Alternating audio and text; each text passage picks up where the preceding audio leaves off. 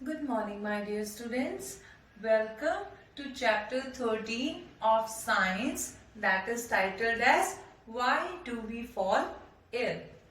Now, this is a very fascinating topic, I would say, because इसमें हम कुछ ऐसा पढ़ने वाले हैं जो कि ना सिर्फ हमसे कनेक्टेड है, rather it is also connected with our environment, जिस environment में हम रहते हैं. लेकिन सबसे पहले हमें ये पढ़ने की जरूरत है कि हम हेल्थ के बारे में, हम अपनी बॉडी की फिटनेस के बारे में क्यों पढ़ना चाह रहे हैं. देखो बेटा, आपने एक चीज नोट की होगी, हमने पिछला चैप्टर क्या पढ़ा था, सेल्स एंड टिश्यूज पढ़ चुके हैं हम. उसमें क्या हो रहा था कि एक सेल में बहुत सारी एक्टिविटीज हो रही हैं, बहुत सारी केमिकल और फिजियोलॉजिकल चेंजेस हो रहे हैं, बहुत सारे कंपोनेंट्स हैं जो ये चेंजेस लेके आ रहे हैं. वो कंपोनेंट्स क्या हैं? प्रोटीन्स हैं, कार्बोहाइड्रेट्स हैं, शुगर्स हैं, फैट्स हैं. ठीक है. सो ये सारी चीजें जो हैं, ये बहुत सारी कॉम्प्लेक्स रिएक्शंस हैं जो हमारे सेल के अंदर हो रही हैं. अब ये रिएक्शंस क्यों हो रही है? बिकॉज बेटा हमने ये पढ़ा है that cell is the basic unit of life. जो भी चीज हमारे सेल में हो रही है वही चीज कहाँ होगी? टिश्यू में होगी, फिर वो ऑर्गन में होगी, उसके बाद वो ऑर्गन सिस्टम्स में होगी, एंड अल्टीमेटली वो हमारी पूरी ओवरऑल बॉडी को अफेक्ट करेगी. अब इन सारी चीजों का प्रॉपर फंक्शनिंग करना बहुत जरूरी है. यानी कि फॉर एग्जाम्पल मैं यहाँ पे देखती हूँ क्या हो रहा है दैट अगर मान लो किडनीज का फंक्शन क्या है, it functions to filter urine. ठीक है. यानी कि क्या करता है, हमारी बॉडी में से एक्स्ट्रा फ्लूइड, एक्स्ट्रा वाटर को, हमारे ब्लड में से टॉक्सिन्स को सक कर लेता है, फिल्टर कर लेता है और यूरिन बना देता है.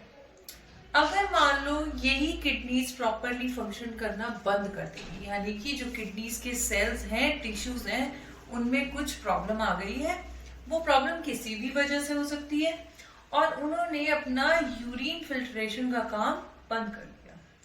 अब क्या होगा इसका कॉन्सिक्वेंसेस? इसका कॉन्सिक्वेंस ये होगा बेटा that there will be accumulation of waste and toxins. Toxins का मतलब क्या होता है? पॉइजन्स. यानी कि जितने भी वेस्ट मटेरियल जो बॉडी से बाहर जाने थे, अब वो क्या हो रहे हैं? वो हमारी ब्लड स्ट्रीम में भी रह रहे हैं. अब जब वो ब्लड स्ट्रीम में रह रहे हैं, दैट मीन्स क्या? That blood is a connective tissue. That means it circulates through out the body. So which also means that it will go to the brain. So जो टॉक्सिन्स हमारे blood में, जो waste material हमारे blood में accumulate हो रहा था, जमा हो रहा था, वो क्या करेगा? हमारे ब्रेन में भी एंटर करेगा, और वो क्या करेगा? हमारी ब्रेन की फंक्शनिंग को भी अफेक्ट करेगा. अब जब ब्रेन की फंक्शनिंग अफेक्ट होगी तो क्या होगा? You all know that brain is the controller of whole body. हमारा जो ब्रेन होता है वो हमारी पूरी बॉडी की ओवरऑल फंक्शनिंग को कंट्रोल करता है. जब ब्रेन की ही फंक्शनिंग में, वर्किंग में प्रॉब्लम आ गई तो क्या होगा? Overall working of the body will be affected. तो हम ये कह सकते हैं कि हमारी जो बॉडी है वो क्या है? It is a integral working unit. यानी कि ये एक सिंगल यूनिट की तरह वर्क करती है. अब एक पॉइंट और आ गया. हमने सेल्स की बात की, सेल्स के अंदर हो रही एक्टिविटीज की बात की, फिर हमने बात की कि यही एक्टिविटीज कैसे हमारे टिश्यूज को और ऑर्गन्स को अफेक्ट करेगी. लेकिन हम एक बात बहुत इंपॉर्टेंट ये नहीं भूल सकते कि ये सारी ही एक्टिविटीज करने के लिए सबसे बेसिक चीज और क्या है?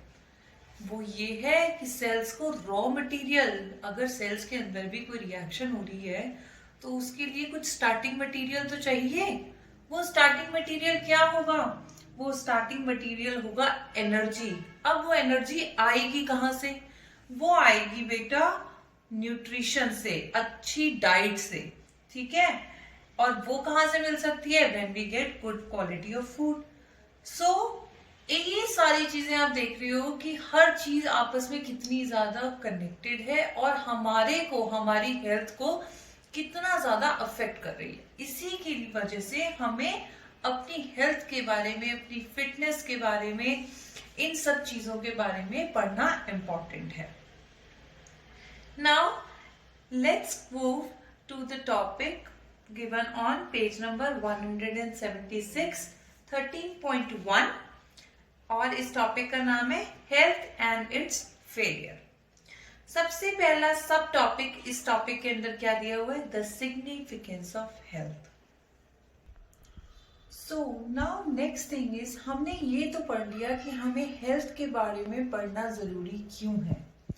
अब सबसे पहला एक टर्म आता है बेटा, हेल्दी पर्सन. आप कौन सा ऐसा पर्सन है जिसको आप कहोगे कि ये बंदा हेल्दी है या ये इंसान हेल्दी है?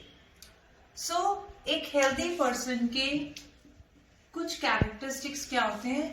A person who do not have, क्या एक ऐसा पर्सन जिसमें क्या नहीं है? किसी भी तरीके का इन्फेक्शन नहीं है. अब ये इन्फेक्शन किसी भी टाइप का इन्फेक्शन हो जाता है, जैसे कि it could be a viral infection, it could be a bacterial infection, it could be any kind of allergy, it could be a worm infection, यानी कि आपको कोई worm है जो आपकी बॉडी के अंदर आ गया है, उसकी वजह से आपकी स्किन के ऊपर कुछ जैसे रिएक्शंस हो जाते हैं, वो भी इन्फेक्शन होता है. सो ऐसा पर्सन जिसमें किसी भी टाइप का कोई इन्फेक्शन ना हो. Second thing, any kind of deformities.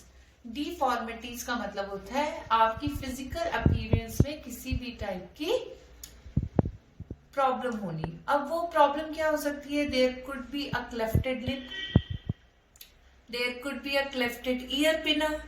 क्लेफ्टेड का मतलब क्या होता है? जैसे कि छिदा हुआ ऊपरी लिप होता है.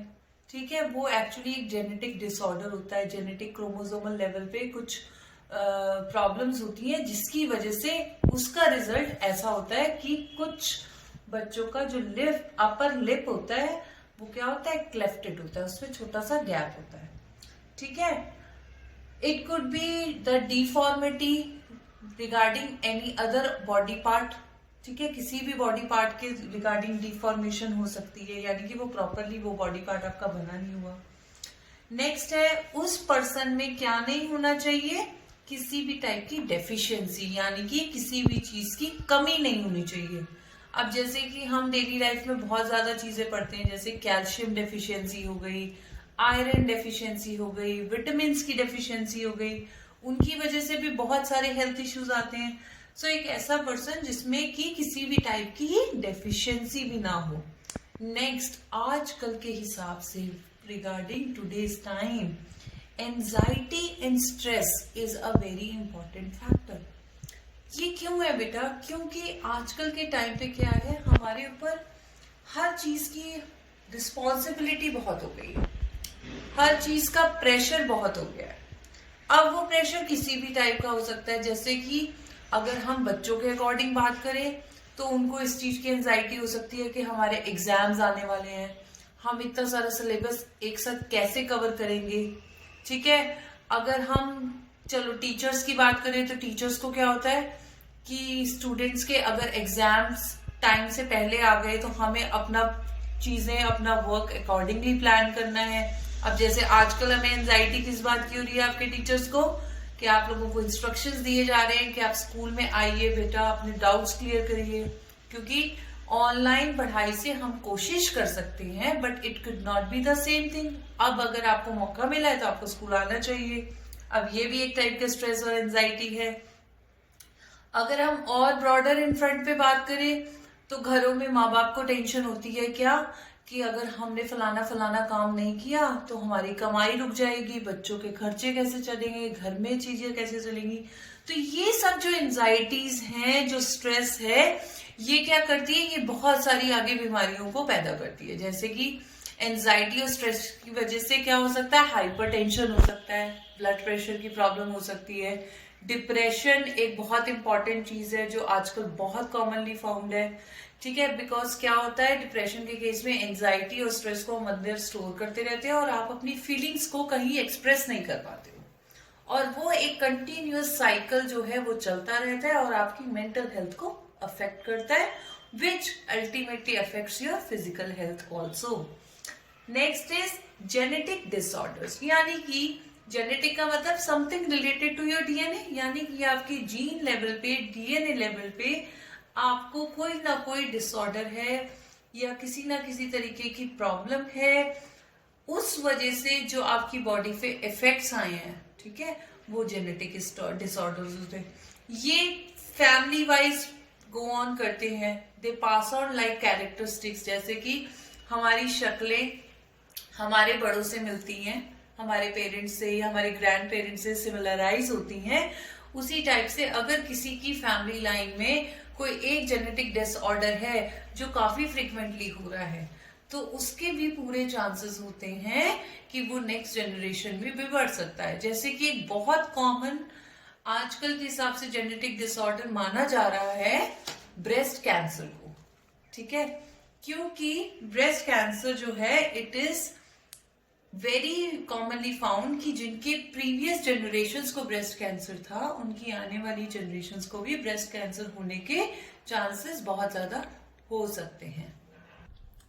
अब हमारी इन सभी चीजों का ध्यान रखने के बाद, इन चीजों को, इन फैक्टर्स को नोट डाउन करने के बाद, जो हमारी एक इंटरनेशनल कह लो आप सोसाइटी है, ऑर्गेनाइजेशन है, उसका नाम क्या है, WHO। आजकल इसका नाम हर एक को पता है, बिकॉज क्यों, कोविड चल रहा है, तो सारे के सारे इंस्ट्रक्शंस कहां से आ रहे हैं, वर्ल्ड हेल्थ ऑर्गेनाइजेशन से। अब ये जो वर्ल्ड हेल्थ ऑर्गेनाइजेशन है, इसने क्या किया है, इन सारे फैक्टर्स को ध्यान रखते हुए हेल्थ को कुछ इस तरीके से डिफाइन किया गया है कि क्या a state of complete physical, mental and social wellbeing is called health. यानी कि अगर कोई भी इंसान फिजिकली, मेंटली और सोशली बिल्कुल बैलेंस्ड है, वेलबींग स्टेट में है, तो उसी इंसान को क्या कहा जाता है, एक हेल्दी पर्सन कहा जाता है। अब हम कहेंगे चलो हमने मान लिया फिजिकल फैक्टर्स हैं, ठीक है, हमने ये भी मान लिया कि मेंटल फैक्टर्स भी बहुत इंपॉर्टेंट है। अब एक तीसरा फैक्टर आ गया है यहाँ पे जो मैंने आपको बोला है, वो है सोशल फैक्टर। क्योंकि सोशल फैक्टर बेटा बहुत इंपॉर्टेंट है। अब ये सोशल फैक्टर क्या है, ये अभी हम थोड़ी देर बाद पढ़ेंगे। बेसिकली सोशल फैक्टर का मतलब क्या है कि हम किस जगह पे रह रहे हैं, किस तरीके से रह रहे हैं, उन सब चीजों का भी हमारी हेल्थ पे बहुत ही जबरदस्त इम्पैक्ट होता है, ठीक है। अब हमने यहाँ 3 चीजों की बात की, क्या, फिजिकल वेलबींग, मेंटल वेलबींग और सोशल वेलबींग। अब WHO ने ये क्यों कहा कि ये 3 स्टेट्स अगर हर तरीके से ओके हैं तो ही एक पर्सन हेल्दी पर्सन कहलाएगा, क्योंकि जो पर्सन इन कंडीशंस में होगा, इन प्रॉपर वेलबींग कंडीशंस में होगा, that person can only lead a socially and economically productive life। यानी कि अगर आप हेल्दी होगे तो उसका स्ट्रेट इम्पैक्ट कहां पड़ेगा, आपकी ओवरऑल बिहेवियर पे पड़ेगा, आपकी चीजों को करने के ढंग पे पड़ेगा, और आपको एक इकोनॉमिकली भी प्रोडक्टिव बनाएगा। यानी कि अगर आप मान लो, जैसे कि अगर आपकी तबीयत ठीक नहीं है, ठीक है, जैसे for example if you take the example of your teacher, अगर मेरी ही तबीयत ठीक नहीं है और मैंने जॉब पे जाना है, मैंने स्कूल जाना है आपको पढ़ाने के लिए, तो क्या होगा, मैं उस तबीयत की वजह से क्या करूंगी, मैं लीव लूंगी कि मेरी तबीयत ठीक नहीं है और मेरी तबीयत ठीक ना होने की वजह से मैं पढ़ा नहीं सकती प्रॉपरली। अब उस लीव लेने से क्या हुआ, लीव लेने से naturally it will affect my working way, मेरे उस दिन की पढ़ाई जो आपको मैंने पढ़ाना था वो वर्क क्या होगा, आगे शिफ्ट हो जाएगा। ओवरऑल सिलेबस भी डिले हो सकता है अगर मैंने यही छुट्टी 3-4 दिन की ले ली, ठीक है। उसकी वजह से क्या है, अच्छा अगर मैं इकोनॉमिकली बेसिस पे बात करूं तो इसकी क्या टर्म्स एंड कंडीशंस होंगी, अगर मैंने ज्यादा छुट्टियां ले ली तो naturally it will affect my financial conditions also, it will affect my salary. ठीक है, सो ये सब चीजें आपस में बहुत ज्यादा लिंक्ड है, इसीलिए किसी का भी हेल्दी होना इंपॉर्टेंट है ताकि वो सोशली और इकोनॉमिकली एक अच्छी लाइफस्टाइल को जी सके। सो आप क्या कह सकते हो कि सिग्निफिकेंस ऑफ गुड हेल्थ कहाँ पे है? हमने जो भी चीजें पढ़ी उन सब चीजों का इफेक्ट कहाँ आ रहा है? तो आप ये कह सकते हो that a good health equals to healthy body, यानी कि आपकी physically wellbeing, and healthy attitude, यानी कि आपका सोशल एंड मेंटल एटीट्यूड जो भी है वो भी हेल्दी होना चाहिए। सो this is the significance of good health. अब इस गुड हेल्थ होने के बेनिफिट्स क्या क्या हैं? देखो, सबसे पहला और डायरेक्ट बेनिफिट क्या है? It increases our efficiency of doing work. जो मैंने अभी आपको एग्जांपल दिया कि अगर मेरी हेल्थ अच्छी होगी तो ही मैं रेगुलरली स्कूल आ सकती हूँ, तो ही मैं रेगुलरली आपको पढ़ा सकती हूँ। ठीक है, तो मेरी वर्किंग एफिशिएंसी इंक्रीज हो गई ना। ठीक है, सो अगर आपकी हेल्थ अच्छी है तो आपका ऑटोमेटिकली वर्किंग आवर्स भी आप बॉदर नहीं करोगे, वर्किंग कंडीशंस भी नहीं बॉदर करोगे, आप बस अपना काम बहुत अच्छे से एफिशिएंटली करते चले जाओगे। नेक्स्ट इंपॉर्टेंट चीज क्या है? It also affects our mood. जब भी आपने देखा होगा आपकी तबीयत ठीक नहीं होती है तो आपका मूड जो है वो ऑटोमेटिकली अच्छा नहीं होता है। आप हमेशा ही बहुत चिड़चिड़े से फील करते हो, आपको ऐसा लगता है कि आपसे कोई बात ना करे, आपको किसी से इंटरेक्शन ना करना पड़े, तो it always affects your mood. So अगर कोई पर्सन एक अच्छे हेल्दी स्टेट में होगा, गुड हेल्थ कंडीशन में होगा, तो क्या होगा? उसका मूड भी हमेशा हैप्पी होगा और चीयरफुल होगा। Next is it affects our initiative taking ability. देखो बेटा, हमेशा ये होता है, अगर आप जैसे क्या होता है कि आप बहुत काम कर करके थक चुके हो और उस मौके पे अगर आपको कोई कहे कि अरे चलो आज हम ना ये वाली नई चीज करके देखते हैं, ये कोई नई एक्टिविटी करके देखते हैं, तो क्या आप उस एक्टिविटी में पार्टिसिपेट करना चाहोगे? इनिशिएटिव लोगे? No, you will not. Rather you will put your step backwards कि मैं इससे बचा ही रहूं तो ही बेटर।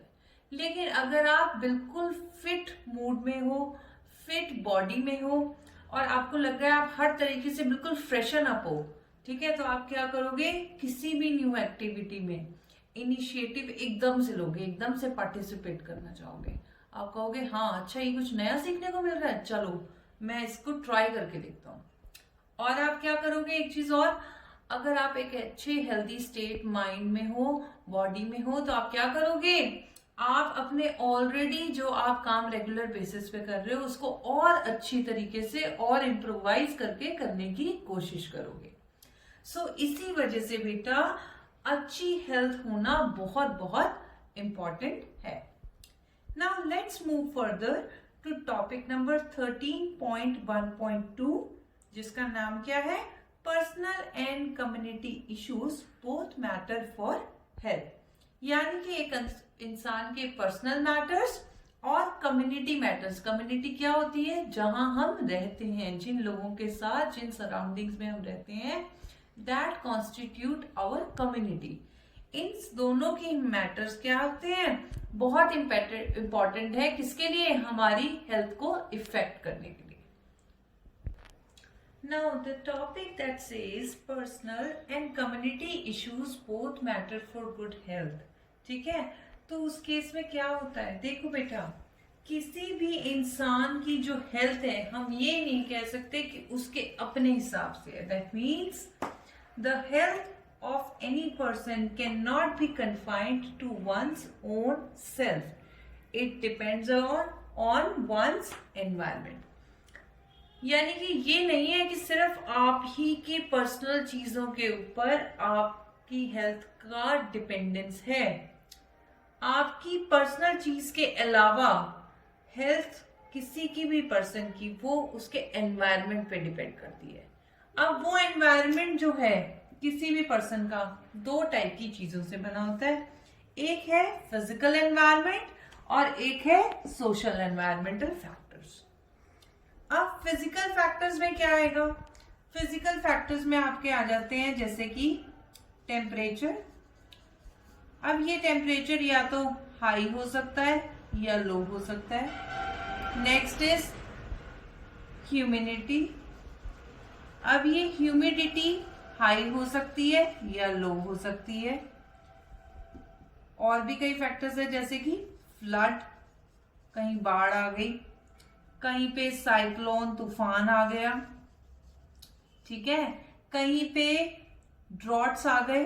ड्रॉट्स का मतलब क्या है? सूखा पड़ना, ठीक है, कहीं पे सुनामी आ गई, अर्थक्वेक आ गया। यानी कि जितने भी हमारे आप लगा सकते हो वेदर रिलेटेड, हमारे मौसम से रिलेटेड फैक्टर्स हैं, ठीक है, वो सारे ही क्या हैं? Physical factors. दूसरी चीज है बहुत बहुत इंपॉर्टेंट, क्या है? Social factors.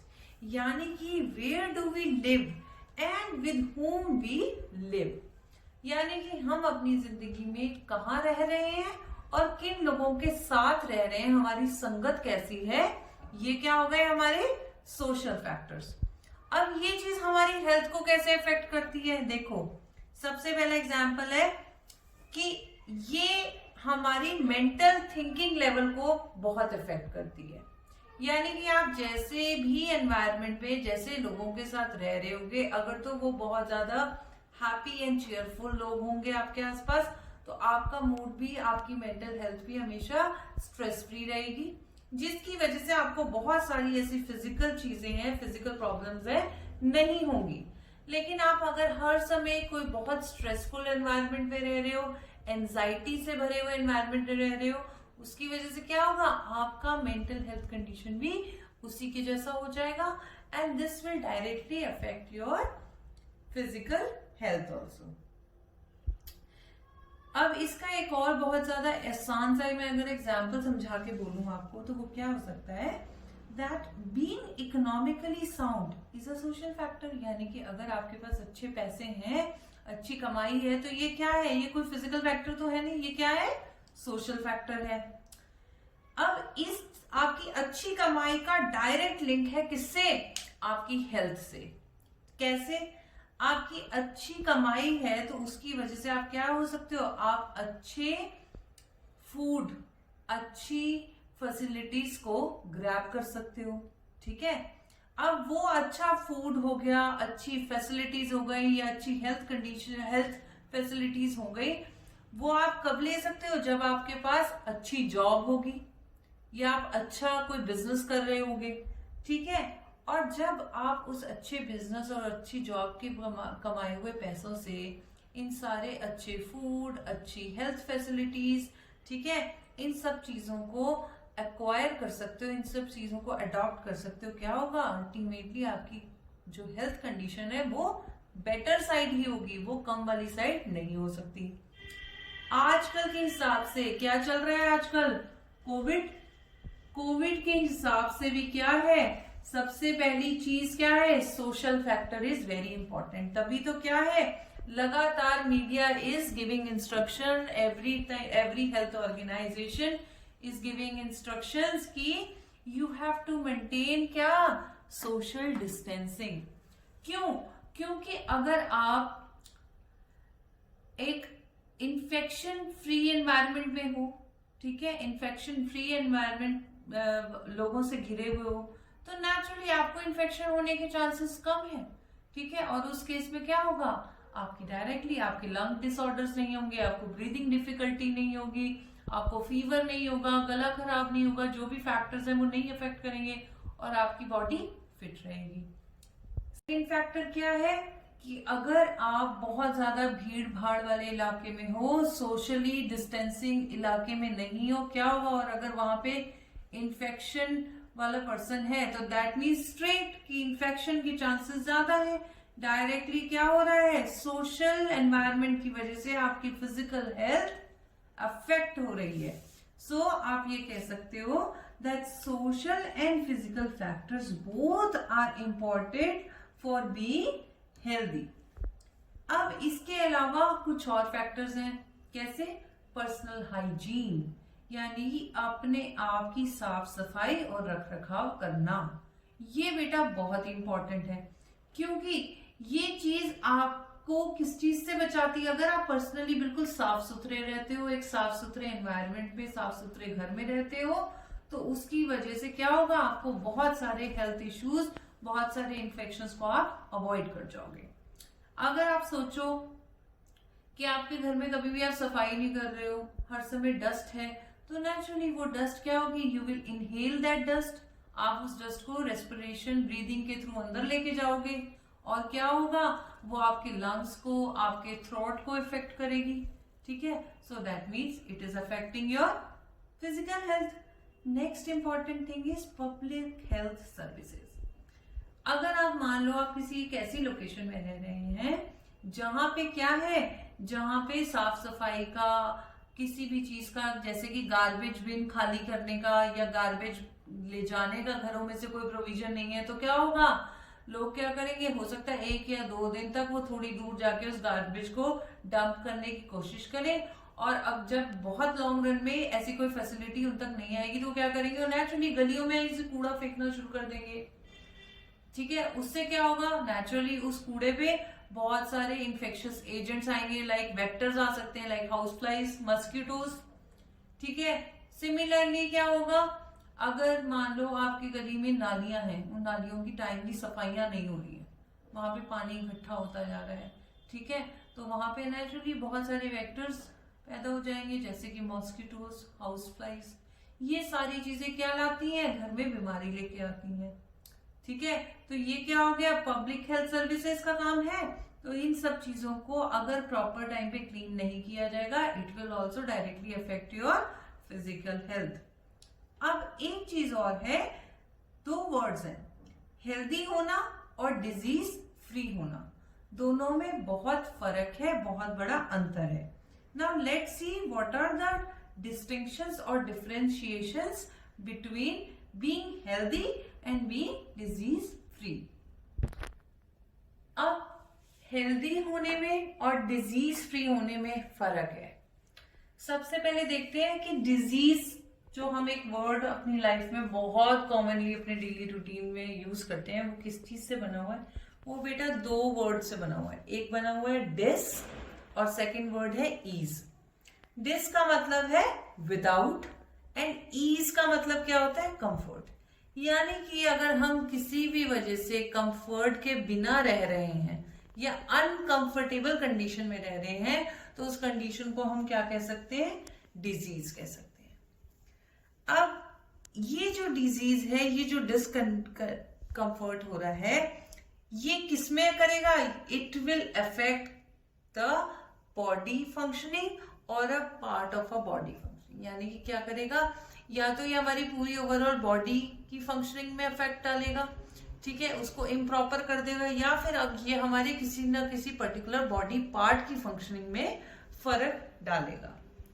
अब इस डिस्कम्फर्ट के, इस डिजीज के कॉजेस काफी सारे हो सकते हैं, जैसे कि नंबर 1 हेरिडिटी, यानी कि मैंने आपको बताया था थोड़ी देर पहले कि जेनेटिक डिसऑर्डर, यानी कि ऐसी प्रॉब्लम्स, ऐसी डिजीजेस जो कि आपको अपने जीन्स के थ्रू मिली है, आपको अपने जेनेटिक मटेरियल के थ्रू मिली है, यानी कि आपके किसी प्रीवियस जनरेशन में आपके ग्रैंड पेरेंट्स या फोरफादर्स में से किसी को वो प्रॉब्लम थी और वो जीन्स में से पास होती होती आपको मिल गई। ठीक है, तो इस टाइप की कंडीशन को आप क्या बोलेंगे? Hereditary cause. Next is unproper diet. This is the major, very important and very common factor. क्या होता है? हम सबको बहुत पसंद है अनहेल्दी खाना। वो अनहेल्दी खाने को क्या कहते हैं? Junk food, fast food. कितनी जल्दी से अगर घर में दाल सब्जी बनी है तो हमें अच्छी नहीं लगती, हम क्या कहेंगे? इमीडिएटली कहेंगे अरे आज तो ना हमें बर्गर खाने का मन है, आज पिज्जा ऑर्डर करते हैं। इन सारे ही फूड्स में क्या होता है? बहुत सारा फैट होता है, बहुत सारी स्पाइसेस होती हैं जो क्या करती हैं? हमें इंटरनली अफेक्ट करती हैं और हमारी बॉडी फंक्शनिंग को क्या करती हैं? एडवर्सली इफेक्ट करती है। नेक्स्ट चीज है disturbed metabolism, very important. Metabolism क्या होता है? बेसिकली जो आप फूड खा रहे हैं उसका पचना, ठीक है, और बॉडी में उसका यूटिलाइज होना क्या है? मेटाबॉलिज्म कहलाता है।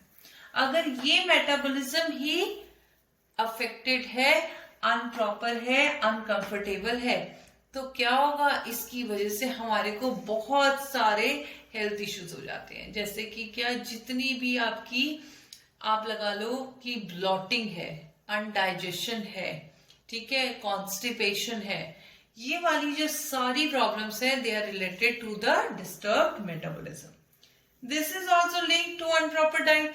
अगर आपकी डाइट अच्छी होगी, बैलेंस डाइट होगी, तो आपका मेटाबॉलिज्म आफ्टर ऑल बेटर होगा।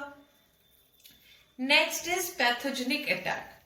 पैथोजन क्या होता है? जो कि आउटसाइड एनवायरनमेंट में कोई भी लिविंग ऑर्गेनिज्म है और उसने आपकी बॉडी में इन्वेड कर दिया है, अंदर चुपके से घुस आया है, और अब वो क्या कर रहा है? आपकी बॉडी की नॉर्मल फंक्शनिंग के साथ इंटरफेरेंस कर रहा है। उसकी इस इंटरफेरेंस की वजह से क्या है?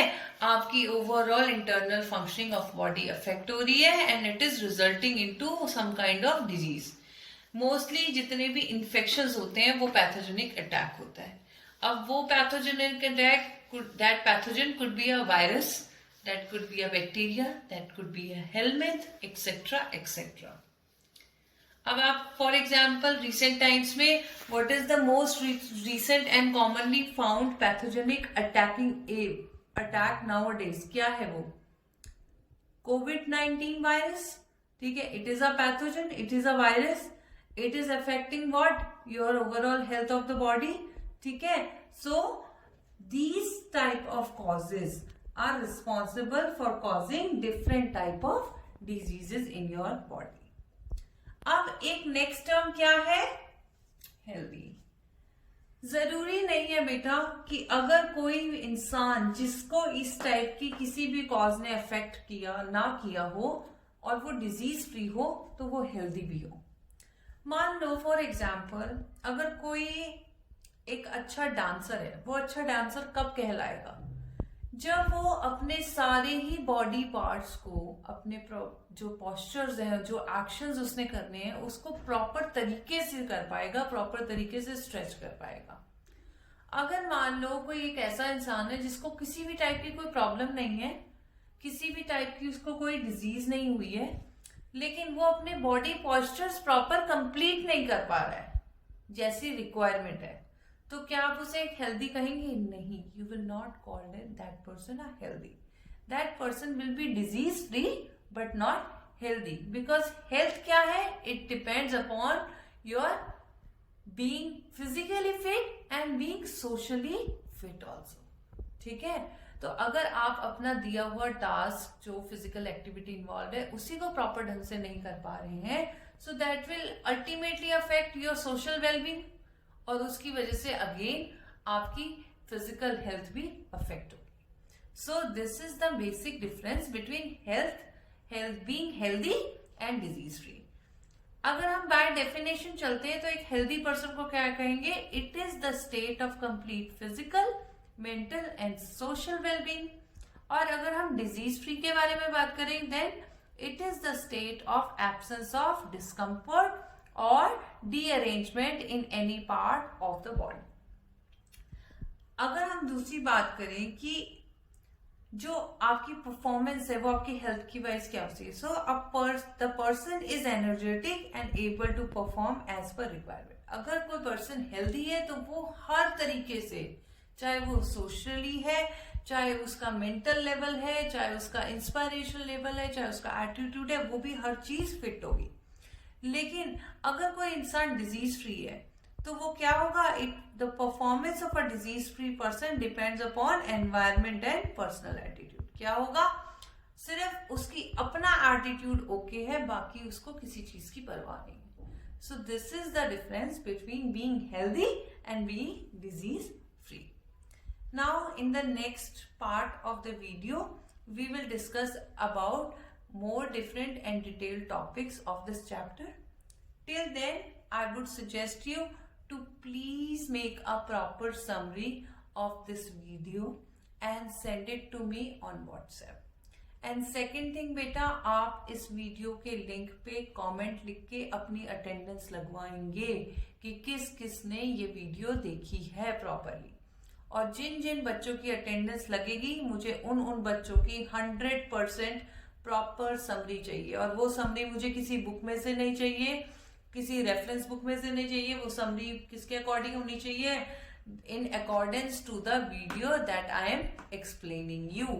ठीक है, क्योंकि उससे मुझे साफ पता लग जाता है कि आपने ये समरी सिर्फ कॉपी की है या आप एक्चुअली वीडियो देख रहे हो।